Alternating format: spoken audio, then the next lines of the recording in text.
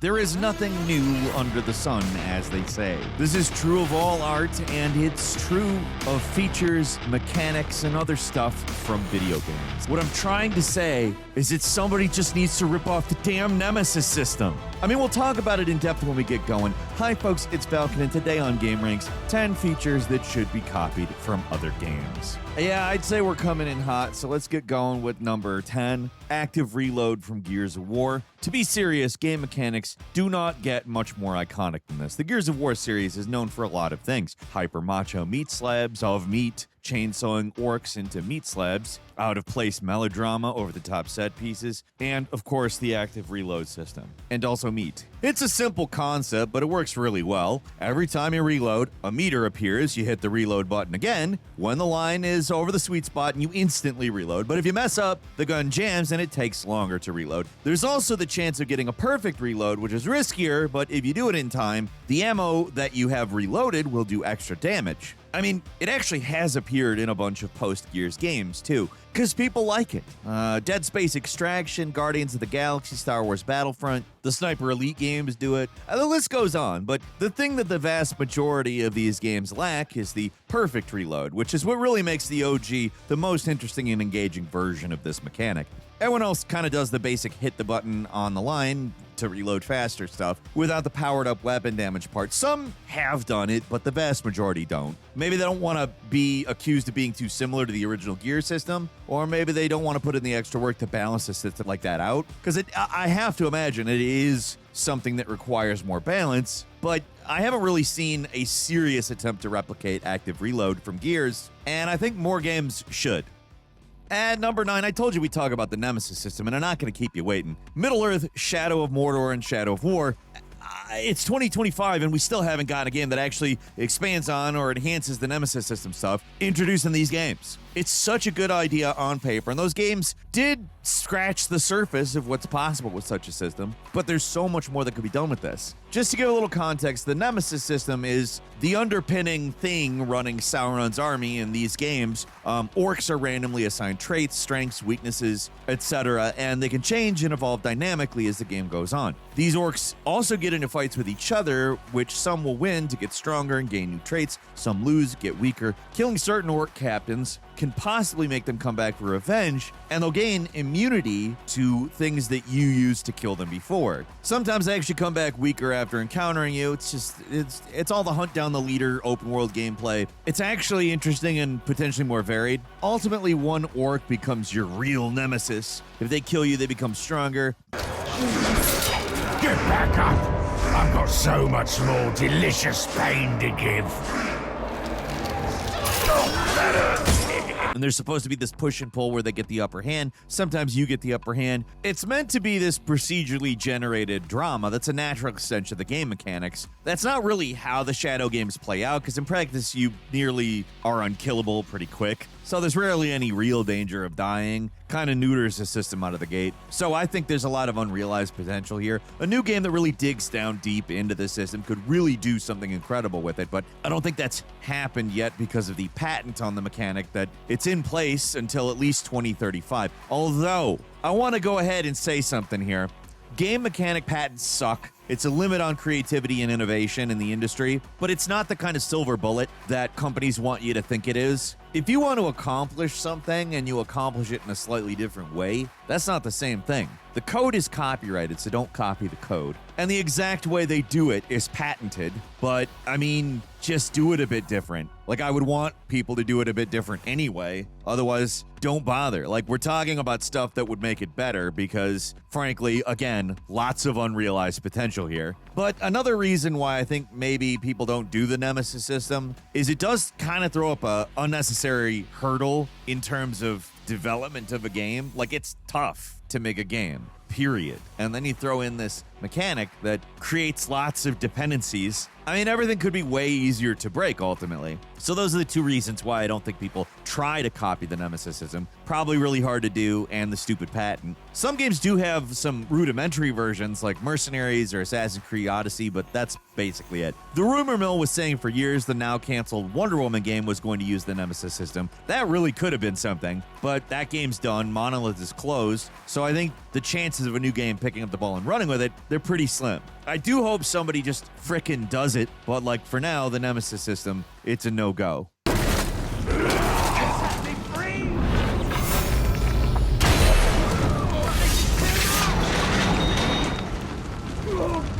Moving on to number 8, memory shards from Prince of Persia: The Lost Crown.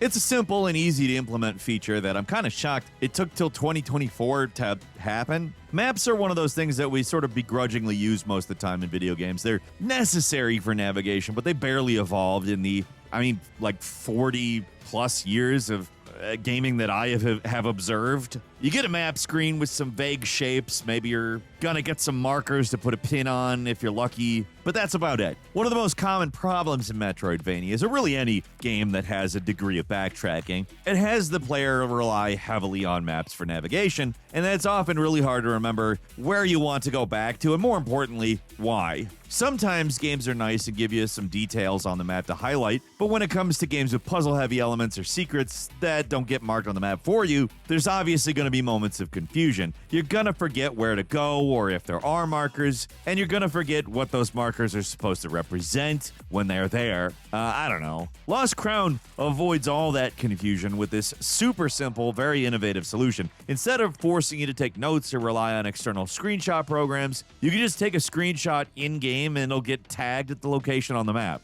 So if you find a ledge that's too high to reach or a location that requires a certain power to proceed, you can just check the screenshot and see exactly what it is you need to do before backtracking.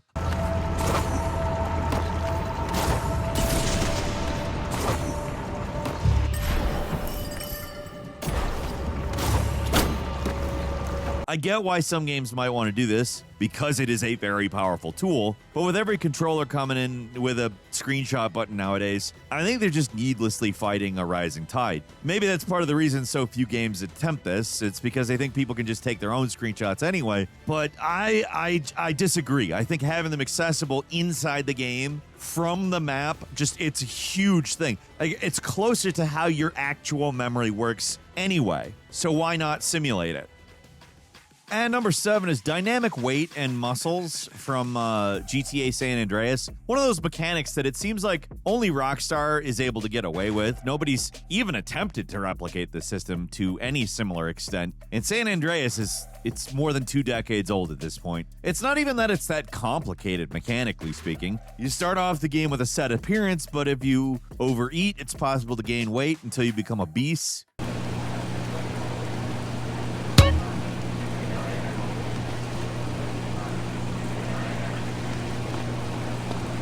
And then you can work out and you can build muscle mass. It doesn't just change your appearance, it affects the game mechanically too. Like if you're overweight, you're slower, your stamina sucks, some missions can't be done if you're too fat. Changing your weight and muscle mass affects the dialogue, how other characters react to you. Look, I want you to use that gizmo you acquired, but you gotta lose some of that ballast first, badass. On top of clothes that you wear, it's all stuff that easily could be done today. It was possible on PlayStation 2, so, on a technical level, there's nothing limiting here. The problem is asking developers to put in the extra effort to do something like this, which is ultimately pretty inconsequential to the average gamer. It's one of those goofy things that requires a lot of extra work and doesn't really fundamentally affect the game in any major way. So it's one of those things that probably gets cut early from a lot of projects in which the idea came up. Wouldn't be surprised if a lot of games following San Andreas thought of including a system like this, but didn't. They just gave up on it because of resources. And let's be serious, it would take resources. Not even Rockstar has done it with GTA 4 and 5. If Rockstar isn't copying this stuff, then there's no chance in hell anybody else is. And number 6, shooting off enemy parts and using them from Horizon Zero Dawn. Easily one of if not the most satisfying thing in the Horizon games. It's when you blast weapons off a machine's back and then pick it up and use it against them. Picking up unique single-use weapons off enemies it's not something the game invented, but the way you can literally blast them off, pick them up, and immediately it just feels unique and very satisfying. And you're not just weakening your enemy, you're also getting the advantage on them. It's not a lot more complicated than that. I don't think there's anything else to it, but another element that makes it feel fun is how rare these high-tech weapons are normally. In these games, you're mostly running around with spears and a bow and arrow, so when you get a heavy machine gun, it's not just a powerful weapon, it's a weird novelty that plays up the bizarre nature of this low-tech but also high-tech world. The recent Monster Hunter games do something vaguely similar by making it so scales can get knocked off a monster. Those can be loaded in your sling, but you're just shooting pods at them, and it's not nearly as satisfying as unloading like a volley of explosives. Another older game that kind of did something in the same ballpark was Hulk Ultimate Destruction with the weaponized mechanic, but it's not quite the same. Just having enemies that you can damage modularly is pretty unique and something I'd like to see appear in more games, but what I really want is to blast more machine guns off of mechs and then turn around and shoot the mechs with their guns. I'm simple. I'm sorry, but like that's enough for me. At number 5 is the pawn system from the Dragon's Dogma series. One of those game concepts that's so closely associated with a single series, I can see why it's never been copied before. It'd be difficult to replicate it without feeling like you're just trying to be Dragon's Dogma. It'd be hard to replicate in general, because even after playing the hell out of Dragon's Dogma, both of them, I don't know if I can fully grasp what exactly the pawn system is, and particularly why it exists. I mean, we'd be here all day if I tried to fully explore the ins and outs of the pawn system, and that kind of makes it unique. Broad overview is that pawns are essentially AI companions. They're designed to be a lot quicker than your average brainless companion character, etc. It's not that they're just built by other players, or that they learn or adapt by experiencing things in the game, or that they say the same thing a lot. What makes pawns so interesting is that they are meant to elicit the feeling of companionship and camaraderie, even though they're just custom characters. They're meant to make it feel like you're playing a co-op game with your friends, but they're not real people. They're like scripts, basically. And there's a whole lot to these guys that makes them unique and interesting, but ultimately, they're just so weird it's hard to imagine them appearing in other games. Sure, you'll get randomly generated mercenaries in Baldur's Gate 3 or something, but that's about as far as it goes generally. Pawns are so much more complex, and their own behaviors and proclivities they're changing on depending on what you do. They learn from gameplay. It's just a fascinating system that, even if the cracks do show, maybe more often than they should, the core concept just should be explored more. It's interesting, it's weird, and I'd like to try it in other contexts, even if the possibility of that happening is pretty unlikely. Master, I vow to weigh my every word before speaking, and when in doubt I shall hold my tongue. And number 4 is Squad Command from Freedom Fighters. In first-person or third-person games where you can issue commands, they're usually pretty basic or not very granular or complicated. And if they try to reach some kind of middle ground, the mechanics generally either superfluous or so broken it's practically unusable. Enter 2003's Freedom Fighters, one of the rare IO interactive games that's not called Hitman. What makes this game unique is that your main dude is not all that strong individually. Shooting is pretty inaccurate, and you move around pretty slow, so you're not going to get a lot done on your own. But with a little help, with 1, 2, maybe 10 extra squad mates, you can bring the fight to the invading menace with some simple but intuitive squad command systems. They do a pretty good job, I think, making you feel like a commander rather than just a Rambo with some AI companions that are utterly worthless, basically just for show. You know, how most shooters generally do it. Very few games have managed to be as fun and satisfying as this one in terms of squad control. One of the only games that even manages to come close is the first Kane and Lynch game, which borrows the squad stuff wholesale, but that makes sense because it's also an IO game. Commanding guys is fun, but what really makes Freedom Fighters unique is how the missions are split up into a variety of non-linear objectives, and you can tackle them in whatever order. Depending on what you want to do first, it can affect the enemy's ability to counterattack. I don't know, it's interesting. Imagine an open world game that expanded on these ideas. I mean, you could do some crazy stuff, but so far nothing's really replicated Freedom Fighters' uniquely simple and satisfying squad progression systems. Let's move! Lean on, stand your ground! Everybody!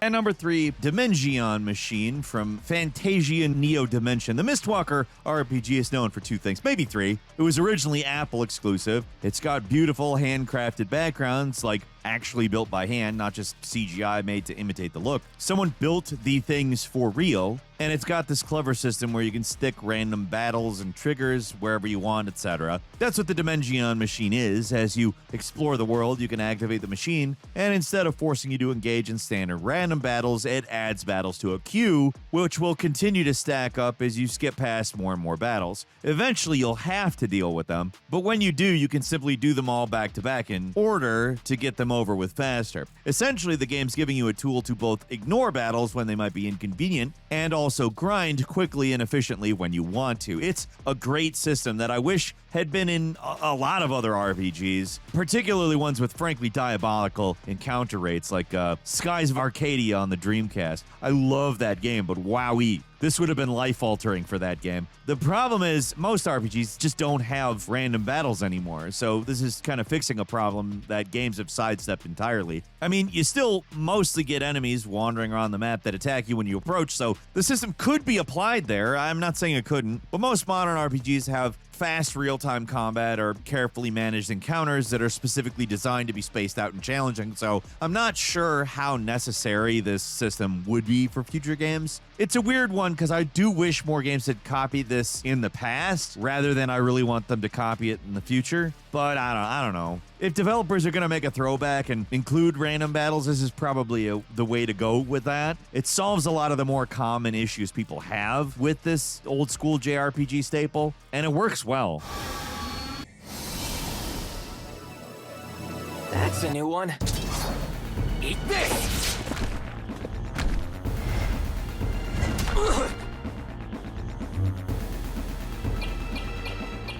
Damn it. And number 2 is one-button quick saving from Shadow Tactics. Maybe it's more of a me problem, but one issue that pops up a lot if you're the type of person to play PC-oriented games using a controller, it has to do with quick saves. If you're not using a keyboard, they're not quick. In games that encourage you, or require you to quick save a lot for that matter, it's just a lot of tedious menu hunting. That's not a problem with the games of the sadly now defunct Mimimi Studios, the makers of games like Shadow Tactics and Desperados 3. Instead of forcing you to dig through menus and save when you're using a controller, these games actually have a quick save button automatically assigned to the controller by default, so there's nothing standing in your way from saving every 5 seconds if you want.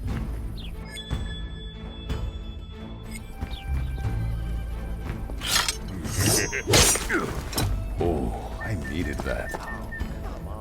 For these particular games, you really do need to save all the time too, so this quality of life inclusion is incredibly helpful. They're actually the only ones I can think of that do this too. Maybe something like Demon Turf does something similar with player-placed checkpoints, but otherwise, most games force you to open up at least one menu in order to save. I mean, at least games like Dishonored allow players to quick save or quick load instantly from the menu, but that sort of concession to the player doesn't happen often enough. If a game offers quick save, and it's a game where you might want to quick save a lot, like, I don't know, a highly difficult boomer shooter or something, then saving should be quick and easily accessible. Most games don't do it, so I've got respect for those that do, but in particular, Shadow Tactics has a single button you can press to quick save. Why don't we have more games that have that?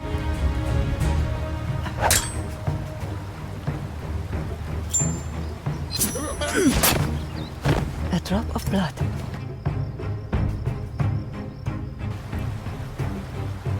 And finally, at number 1, Bonfire Aesthetics from Dark Souls 2. Out of all the oddball one-time Soul systems that have popped up over the years, I'm surprised this one has not caught on with the wider Souls-like genre. It's a bit of a weird concept, kind of hard to wrap your head around, but the idea is a good one that manages to fix some annoying issues that can crop up in these types of games. So in Dark Souls 2, and only in Dark Souls 2, you get these items called Bonfire Aesthetics. They're rare items that, when used on a bonfire, essentially makes it so the entire zone turns into New Game Plus.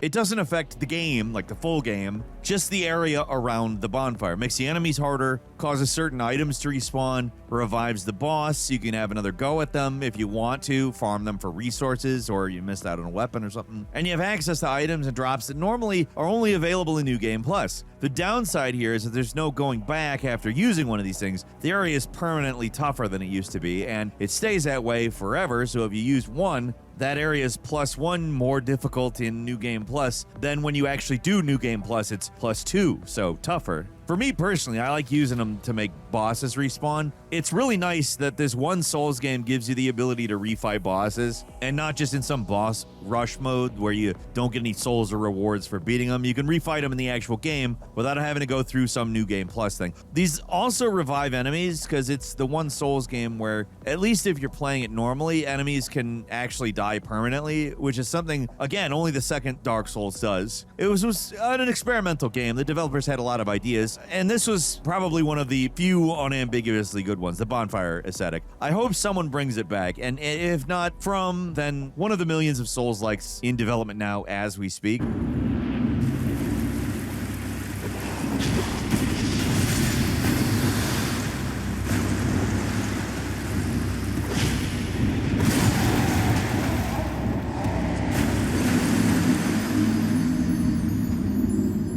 I do have a bonus game for you as well. Bloodstained Ritual of the Night, the randomizer mode. Randomizers are really popular right now, so it's kind of surprising how few games actually support some form of randomization officially. Probably the biggest, or at least the most discoverable, is the randomizer mode in Bloodstained, which is pretty basic as far as these things go. Just randomizes item placement, but it's still way more than most games offer. Name a classic game, and there's probably a randomizer for it. People love adding in randomization to games they love because it gives people a new way to experience something they already like. A good randomizer can drastically alter the standard experience of playing a game while still retaining the things that we all like about that game. And all these fan efforts that do that, I don't understand why developers aren't doing the same thing. Do you think including a randomizer would be a pretty easy way to add more value to your game, make it infinitely more replayable? It's basically an alternate game mode that people would definitely be interested in, especially if they're terminally roguelike brained like myself. They need some kind of randomization. Just gives you